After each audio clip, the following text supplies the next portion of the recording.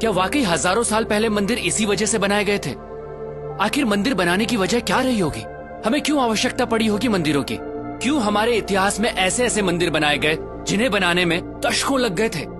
दोस्तों, divine power को और इंटेंसिफाई रूप में पाने के लिए मंदिर बनाया गया। इसे यूं समझिए, जिस तरह साउंड वेव्स को कैच करने के लिए सेलफोन चाहिए, ठीक उसी तरह डिवाइन पावर को उसकी नेचुरल इंटेंसिटी में कैच करने के लिए चाहिए एक पावरफुल टूल, जो है मंदिर।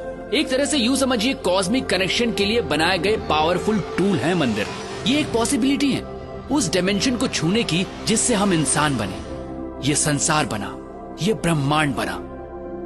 और ब्रह्मांड में दूसरे आयामों से कनेक्शन बैठाने के लिए हमारे पूर्वजों ने न सिर्फ मंदिरों में डिवाइन स्ट्रक्चर स्थापित किए, बल्कि उन्हें कॉन्सिक्रेट यानी प्राण प्रतिष्ठित भी किया। प्राण प्रतिष्ठा मतलब मूर्तियों में जान आ जाना नहीं होता है दोस्तों, ये प्राण एनर्जी की तरह प्रतिष्ठित किए जाते हैं।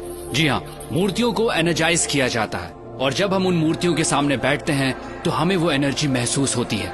हमें परेशानी का हल मिलता है, हमारा दुख दूर होता है और हम खुद को भगवान से जोड़ते हैं। ये सिर्फ उन डिवाइन एनर्जीज की वजह से होता है दोस्तों। ये एनर्जी आपका सिस्टम जब कैच करता है तो आपकी एनर्जी बॉडी अलाइंड होती है और आप पॉजिटिव फील करते हैं। जैसे हमें अलग अलग लोगों से पॉजिटिव और नेगेटिव वाइब्स मिलती हैं। देखिए दोस्तों, एनर्जी जो है वो आपके थॉट प्रोसेस से ड्राइव होती है और सामने वाला वही महसूस करता है। ठीक उसी तरह जब हम प्राचीन मंदिरों में जाते हैं तो हमें वहाँ की पॉजिटिव वाइब्स महसूस होती है।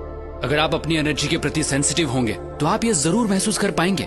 कई मंदिरों की एनर्जी ऐसी होती है कि आप अपने आंसू नहीं रोक पाते, आप इमोशनल हो जाते हैं। हो सकता है आप गिल्ट महसूस करें उस काम के लिए जो आपको गलत लगता है। ऐसी जगह आपको मेल्ट करती हैं, आपको लाइट करती हैं, आपको हल्कापन महसूस कराती हैं।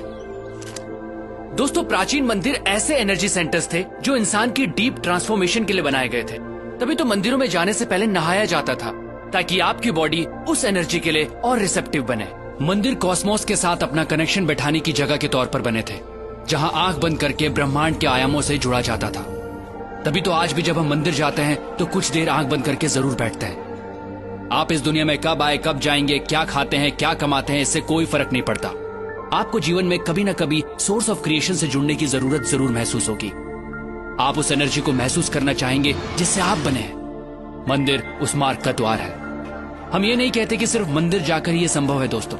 अगर आपके घर में मंदिर जैसा एनवायरनमेंट है, कॉन्सिक्रेटेड मूर्ति है, तो आप कॉस्मोस के साथ अपने कनेक्शन को और स्ट्रॉन्ग कर सकते हैं। हमें जितना हो सके इस एनर्जी के पास रहना चाहिए, प्राण प्रतिष्ठित स्थानों पर जाना चाहिए।